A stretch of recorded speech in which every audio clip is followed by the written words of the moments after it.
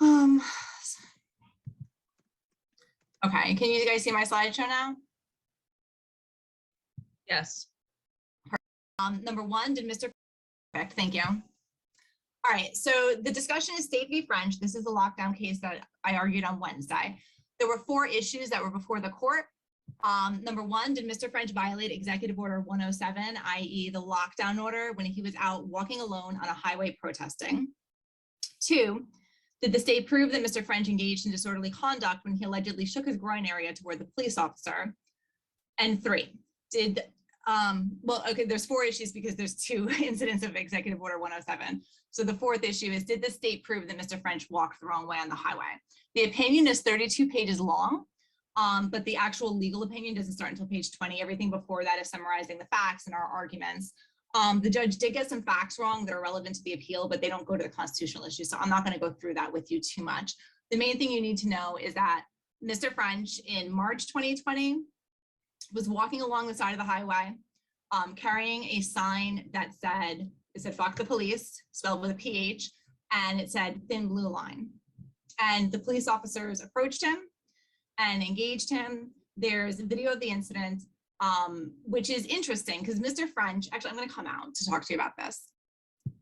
So I wish he was here. So he is completely and totally aware of his rights. He understands his constitutional rights. When the police officers approached him, he immediately started saying, like, am I being detained?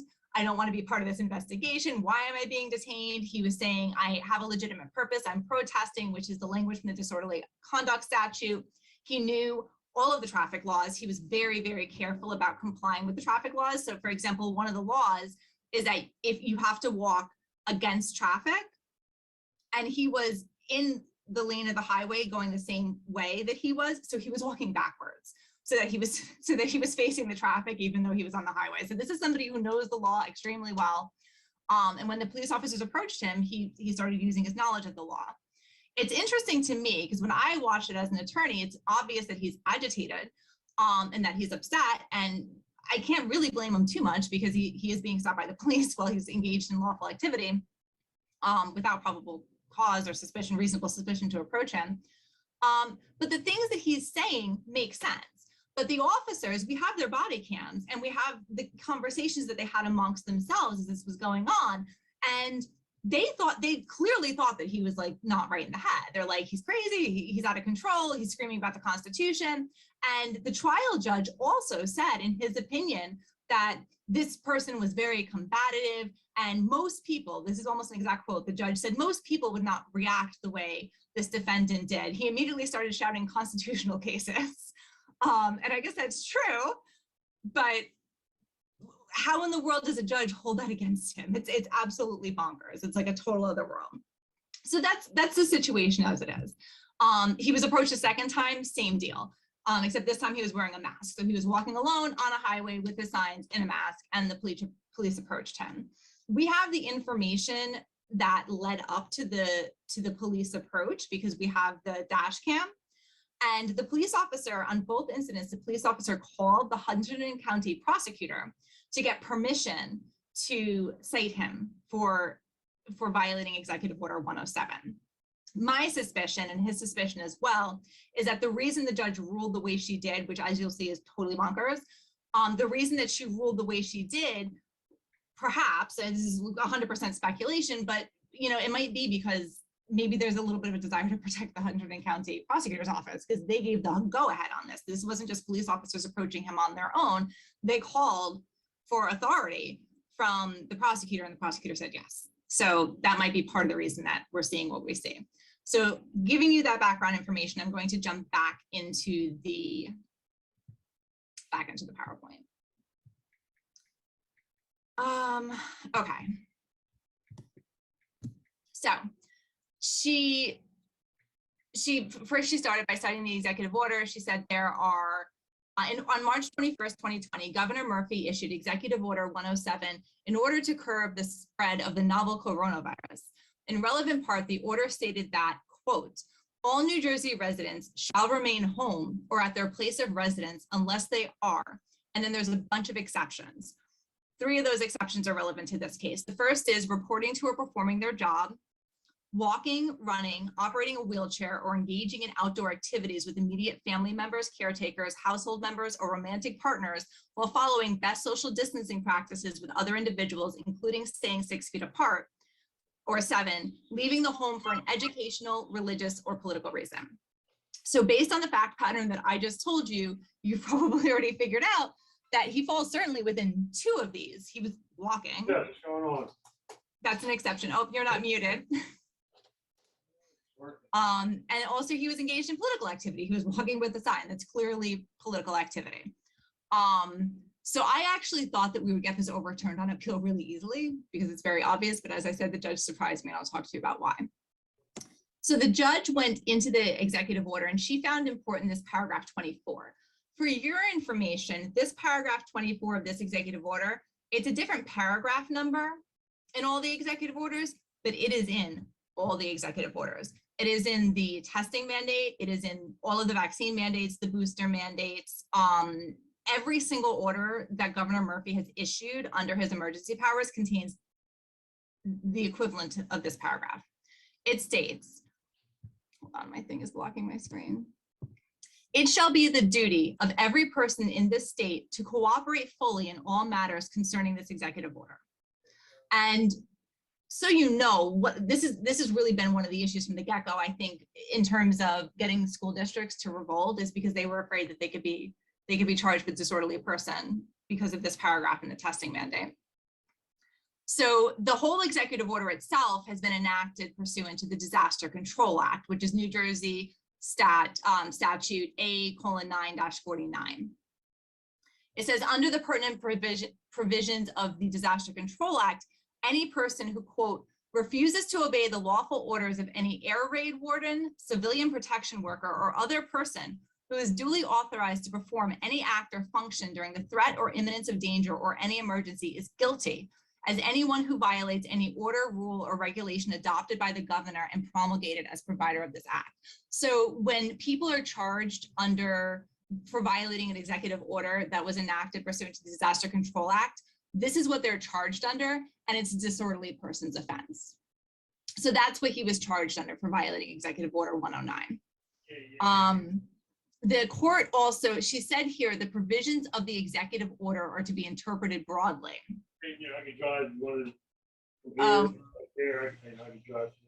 Oh, you're not muted. Hold on, maybe I can mute him. Let me see. Sorry, I'm not sure if you guys can. All right, let me see if I can. All right, we are having some technical difficulties. Yeah, that's fine. There we go. There we go. Okay.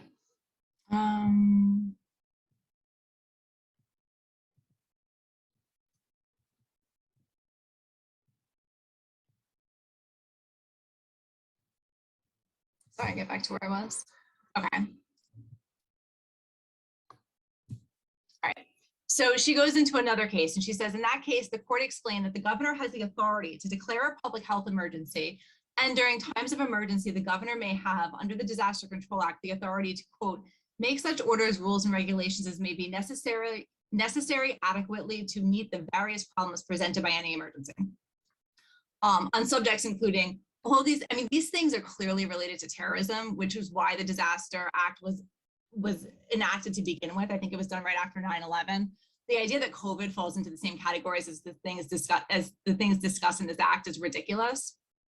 But if you've been following these live streams for a while, then you're aware that the Disaster Act was the main statute that was at issue in PBA v. Murphy when the PBA challenged the vaccine mandate, and the appellate division wrote an opinion that I thought was extremely disdainful toward people who decided not to take those shots, and said that the Disaster Control Act basically allows the governor to do anything, and that when the legislature revoked the governor's authority under the Disaster Control Act back in June of last year, making his power sunset in January, and he declared a new disaster, that was okay, because COVID was just like an ongoing disaster.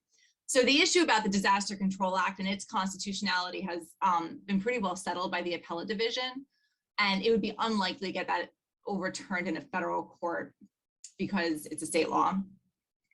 and it has a very long history behind it of being interpreted broadly. But anyway, the mistake that the judge made here was that she said that the executive order should be given a broad interpretation, but that's not what the case says. The case says that the Disaster Act should be given a broad interpretation. So the judge says, when such orders, rules, or regulations are issued, they are given a broad interpretation, but that actually doesn't have a cite. That's different from what the court was saying, in my opinion. As the court stated, when the governor is acting consistently with express or implied authority from the legislature, the action should be given the widest latitude of judicial interpretation. And the party seeking to challenge the governor's action bears a heavy burden of persuasion. So the interesting thing here is the judge is acting as though we're challenging the constitutionality of Executive Order 107, but we weren't. We were challenging whether he fell within the meaning of Executive Order 107. So the constitutionality of the lockdown order was actually not at issue in this case. It was just, can he be charged? He was walking, he falls within an exception. What the judge did in this case was she interpreted the executive order in such a way that it did put the constitutionality at issue. And now the constitutionality will be decided on appeal if we go up that way, which is bizarre because judges are generally supposed to interpret things to make sure they stay constitutional, not so that they become unconstitutional, but you'll explain better in a few minutes. Okay, so we'll get into the discussion of EO7 107. So he had 2 alleged violations. She says, in order to convict the appellant of violating Executive Order 107, the state bears the burden of proving his guilt beyond a reasonable doubt. There is little case law or precedent concerning convictions based on violations of Executive Order 107, and therefore the court must rely primarily on the plain text of the order, as well as the text of the applicable sections G and H of the Disaster Act. So she says, at the time of his interactions with law enforcement, there was no question that Mr. French was outdoors and was not at his home or place of residence. Nobody disputes that. The court finds that the appellant has argued that he was returning from work at the time of his encounters with the police. That's the thing I forgot to tell you. So he was out walking, he was out protesting, and then there's also a tertiary argument here, which is that he was coming to and from work. I guess maybe a reasonable fact finder could have a question as to like how he ended up on the highway between to and from work. But in the second incident, at least, the police, he was coming from his job, and the police called and confirmed that he had just left his job 20 minutes earlier. And so he was obviously coming from work. In my mind, that creates reasonable doubt, but the walking and protest arguments are so strong that the coming to and from work is sort of falls by the wayside just because the other ones are so strong in any event. So the court finds the appellant argued he was returning from work at the time of his encounters with the police. She says, without making initial contact with an individual, law enforcement does not know why an individual is out and not at home. The initial investigatory stop on April 7th, 2020 was proper. So that's one of the things that you can't stop someone. All right, so police officers can conduct field stops pretty easily. They can do it for pretty much any reason. But if you're going to detain someone, which is what they did here, they detained him, they said you cannot leave, then at that point you have to have probable cause that they're violating some sort of law.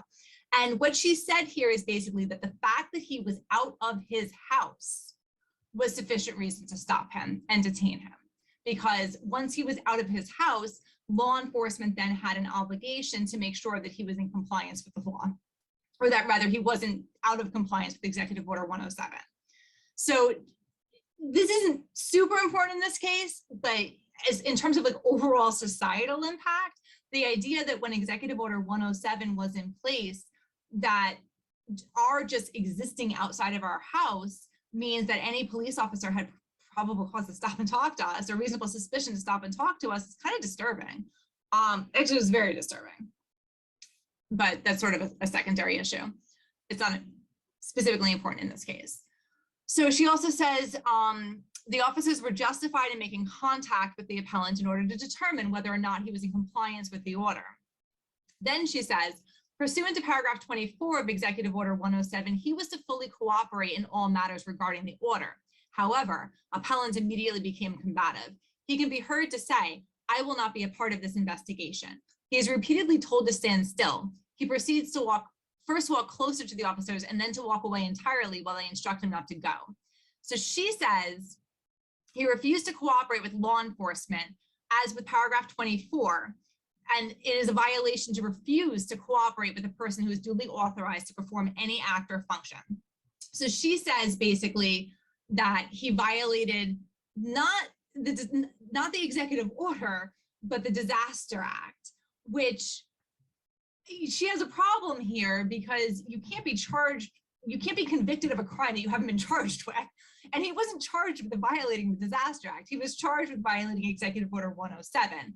So saying that he didn't cooperate with police officers and therefore violated the Disaster Control Act, I think it doesn't work. He wasn't charged with that. I don't even think I can't believe it. I wish I had better words right now, but it's kind of shocking that she did this. You can't charge and you can't convict someone of a crime that they haven't been charged with. And that's what she essentially did here by finding that he was guilty of this. And regardless, like I said, if you agree with her that there's an executive order in place, there's a disaster that's been declared, therefore, if a police officer approaches you and you don't fully cooperate, whatever that means, you're now guilty of a disorderly person's conduct. That's extremely vague. And I mean, it's really concerning because I don't know what fully cooperate means. Who knows what that means? You could be charged for anything if that's the interpretation of it. So this was interesting reasoning. The appellate's conduct required the officers to leave the safety of their cars and engage in an encounter with a person whose medical history and level of exposure to COVID-19 was unknown. Yeah, the appellant's conduct did not do that. The appellant was walking on the side of a road lawfully protesting. There really wasn't a reason to, there wasn't really a reason to approach him, in my opinion. They said it's a pandemic, so we had to know why he was out. That's what they said. So she says that he violated 107 in that way. One thing that I really want to point out here that's very important is she's basically convicting him of violating the executive order for things that happened after the police encounter. And you'll see this again when we talk about the next incident, but look at the things that she's saying were combative, which is a word I hate, because to me, I think combative means like physical engagement, and he was definitely not physically engaging. He spoke loudly and firmly, but it was all speech. So she said, oh, he said he wouldn't be part of the investigation. He said he was out for a legitimate purpose, all of these things that she said, this is based on speech. So she's now saying that he's guilty of violating the Disaster Control Act because his speech meant that he wasn't being fully cooperative. That's a First Amendment violation. You can't convict someone, number one, you can't convict someone of a law when they haven't been charged with it. And number two, you can't convict someone based purely on speech like this. You might be wondering why I didn't say this to the judge. So I should tell you that none of these arguments were raised by the state. That's why I say that this is the most shocked I've ever been. This is entirely, the judge came up with all of this on her own. If the state had written this in their brief, then all of the things I'm saying to you, I would have said to the state. But the state didn't make these arguments. The judge came up with these arguments on her own, and she already had the opinion written when we performed oral arguments. So we had an oral argument, and then she said, okay, thank you, I have an opinion prepared. And so she read her opinion into the record. So I think part of what happened here is that these arguments that the judge raises for the first time were never challenged. And if they had been raised prior to the decision, I would have said the things that I'm saying to you now. So I think that's why this is such an unusual situation. I've never had a judge really do that before. Okay, so moving on. She says, let me get down here. It's an offense to violate any order. Okay. Yeah, so this is just quoting this paragraph 24 again. It shall be the duty of every person or entity in the state. So basically she said he wasn't cooperating fully. Now, as to our arguments that he was, that he falls within one of the exceptions, this is like where things start to get really bonkers. They're not already bonkers. She says New Jersey residents were, under Executive Order 107, clearly allowed to leave their residences in order to engage in outdoor recreational activities while following best social distancing practices. However, as Governor Murphy stated in Executive Order 107 itself, it was necessary to limit the unnecessary movement of individuals in and around their communities to mitigate the spread of COVID-19. Okay, the appellant was not engaged in a traditional recreational activity. Instead, he was protesting on the side of the road he was engaged in a high conflict activity with a much greater chance of resulting in interpersonal activity than jogging around one's neighborhood or taking a solitary walk. So basically what the judge said here is that he wasn't walking the right way. That's really what this comes down to. The executive order says there's an exception for walking, and the judge said not that kind of walking. So this is a problem for a number of reasons, but the biggest problem is that it makes the executive order unconstitutionally vague. So a criminal law is unconstitutionally vague if a person is not on notice as to what activity would violate it. So the executive order says walking. If that's interpreted broadly, then there's no constitutional issues. But now we have a judge who's saying, well, yeah, it says walking, but not walking like that. Well, now you have a problem with the constitutionality of the executive order, because if that's the case, if it depends on what kind of walking you're doing, then the executive order is unconstitutionally vague. So the weird thing here is that we weren't challenging the constitutionality of the order, but the way that the judge interpreted it made it unconstitutional. So that's that. Then she says, due to his strange and combative behavior, he was approached by the police not only on April 7th, but on May 6th, 2020 as well. I'm not sure that that's why he was approached, but okay. The court finds that it was foreseeable that a protest, particularly during a state of emergency, might draw attention from law enforcement.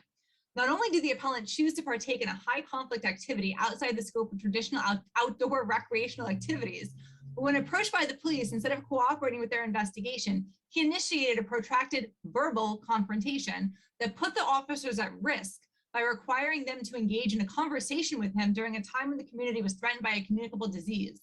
The court finds that while the appellant was outside, he was not engaged in the sort of outdoor recreational activity contemplated by a broad interpretation of Executive Order 107 and a consideration of the purpose behind that order.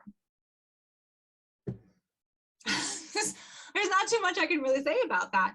I think it's interesting the way that she uses the word broad, right? She's using the word broad in a very different way than I would. If you're going to interpret the word walking broadly, then it would clearly encompass what my client was doing. If you're going to interpret the government's powers broadly, then I guess it means using your discretion to determine what kind of walking is the kind of walking that's permitted by the government. Okay, so this is the first incident, the discussion conclusion. This is where she talks about the political. The appellant has further argued that in addition to engaging in outdoor activity, he was also, oh, this is where she goes to the work. I think I'm going to skip that part because that's not super, I think the protesting and the walking is so much stronger. Okay, here we go. The video shows that the appellant was not walking directly from one place to the other. He was protesting. This is undisputed. He was engaged in political activity.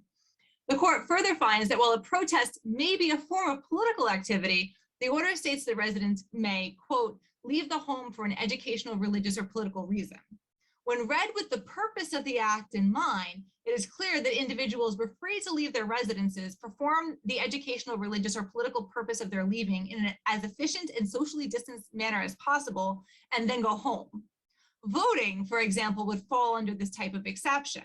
Instead, the public engaged in public high conflict activity of an indefinite duration, an activity which, unlike voting, could have waited until the threat of the emergency had subsided. So just, I mean, I don't know. I feel bad for Mr. French because he just can't get anything right. He doesn't walk the way the government wants. He doesn't protest the way the government wants. This is really an issue. But this suffers from the same problem that we have with the walking issue, except now we have First Amendment concerns as well. The executive order says you can leave for political reasons. The judge says that wasn't the right kind of political reason.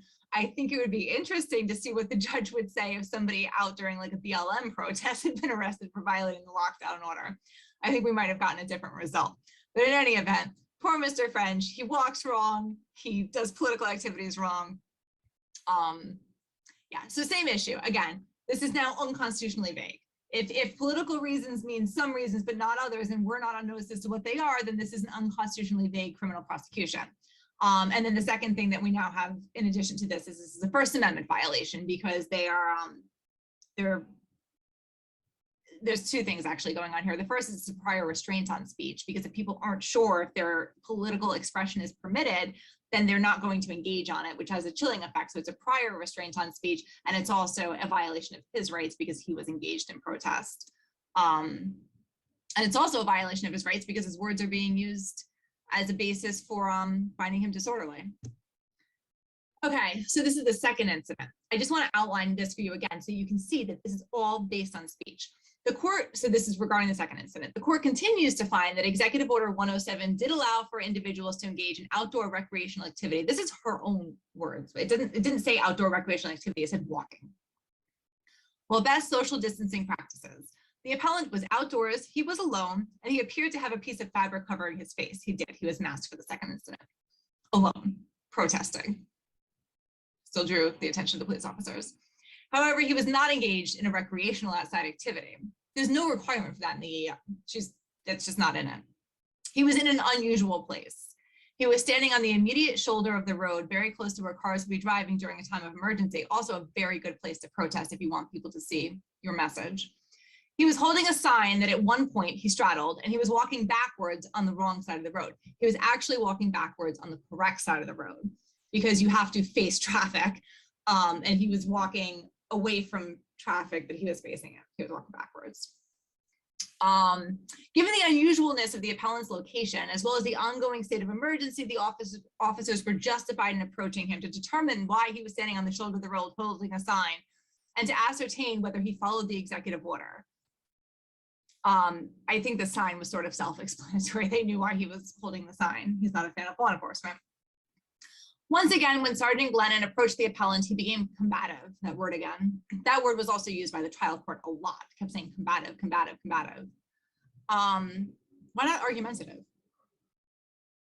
He straddled his sign, turned his back to the officers and began to sway back and forth. So she doesn't describe this, but you can see in the video what he did was he turned around, he put his hands behind his back so they could cuff him if they wanted. When the officer got out of the car, he began to yell and to make emphatic hand gestures. Speech. He asked the officer questions, speech, and then proceeded to cut him off before he could fully respond. Speech. He demanded a lawyer, very important speech. He stated he did not want to be part of the investigation any longer. Speech. When one of the officers asked him to listen, he refused to do so, and shortly thereafter referred to the officer as a tyrant. Speech. Throughout the encounter, the officers demonstrated a tremendous amount of restraint. Appellant demonstrated an utter unwillingness to cooperate with the officers or even engage in reasoned conversation with them. He was hostile and combative towards officers who were carrying out their lawful duties during a time of emergency, and in doing so, he violated Executive Order 107. This conviction is entirely based on his speech. Entirely based on his speech. There are so many violations against his First Amendment in this case right now, between the fact that they stopped him while he was protesting, and then they're convicting him of disorderly persons based entirely on speech. Every single one of these things that she said was speech. And even the turning around and putting your hands behind your back, that's speech too, because it's an expressive gesture. So recapping the issues that we have here. There's, with judicial doctrine, if you can interpret a statute in one way that would make it constitutional, and in another way that would make it unconstitutional, judicial doctrine says that courts are obligated to interpret the statute in a way that makes it constitutional. This case turned that on its head. There was an executive order. We didn't argue its constitutionality. We argued it didn't apply to him.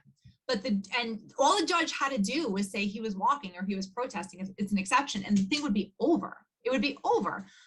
In order to convict him, in order to sustain the conviction, she had to make up this whole thing about how he wasn't walking the right way and he wasn't protesting, engaging in political activity in the right way.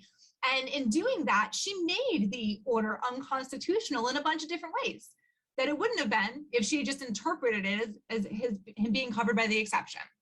So when I say that this is the most surprised I've ever been by a judge, I've just never seen anything like it. So there we go. Prior restraint on speech, unconstitutionally vague, all sorts of issues that we have to raise now on appeal. Okay, so there was another charge. It was a disorderly conduct charge, and this one we won on, and we did win on based on First Amendment grounds. So the police officers had said that one of the police officers testified that he had grabbed his groin over his clothing and shaked it towards the officer. This allegedly happened for 3 to 5 seconds while the officer was traveling at 55 miles an hour. I watched the videos many times carefully. I did not see this. I heard the officer talking about it on the video. I never asked my client if he did it or not because it's not actually important because it's not a violation anyway. And the trial already happened. I unfortunately, when I got this, it was already on appeal, so I can't do new testimony and stuff. So that's another reason. But in any event, so that's what the officer said. That was the only evidence of this. And we argued a bunch of things, which is number one, it doesn't rise to the level of a disorderly person. In order to convict somebody of a disorderly person's offense, they have to have created a condition that is physically hazardous or dangerous to other people. And the trial court found that my client allegedly grabbing his groin for a couple of seconds and shaking it at a police officer, if that happened, that would have been disorderly. This judge said, no, it doesn't rise to that level, and it clearly doesn't. The other thing is that in order to convict someone of a disorderly person's offense, you have to show that the action that they engaged in did not serve a legitimate purpose. And this is actually pretty interesting because legitimate and lawful are two different things. So somebody as a defense to a disorderly person, I'm sorry, excuse me, there's examples that are given. So one of the examples is, let's say that there's a person who throws chemicals into a river. Putting aside all the other violations that might be, let's pretend that you're trying to convict him of disorderly persons. So this created a physically hazardous and dangerous condition, and it's not legal, it's illegal, there's other laws that prohibit it, but it cannot be a disorderly person's because it served a legitimate purpose of the actor and that he wanted to get rid of the toxic sludge. So even though it's illegal and even though it creates a physically hazardous or dangerous condition, because it served a legitimate purpose of the person doing the polluting, it's not disorderly person. So long story short, we argued that there's lots of reasons that somebody might do that for a legitimate purpose. They might be adjusting themselves. They might be satisfying an itch. There's lots of reasons why somebody might touch their own body for 3 to 5 seconds over their clothing, anywhere on the body. Judge didn't like that argument, but the argument that she liked and the one that she ultimately upheld is that she felt that he was doing this as a communicative gesture to the police officer, which I argued. I argued that that he might have been expressing displeasure with the police officer, and she said that she believed that that was the case and that that is protected expressive speech. So that is protected under the First Amendment. Not the argument I thought she was going to take of mine. I thought she would take the other arguments, but that was the one she took. So that's good. So that was dismissed. Rather, that conviction was reversed. And like I say, I now get to put on my resume that I successfully had somebody's conviction vacated by convincing a judge that grabbing your groin and shaking at a police officer is expressive conduct protected by the First Amendment. So that's that case. I'll hop out for a second before I jump into the science.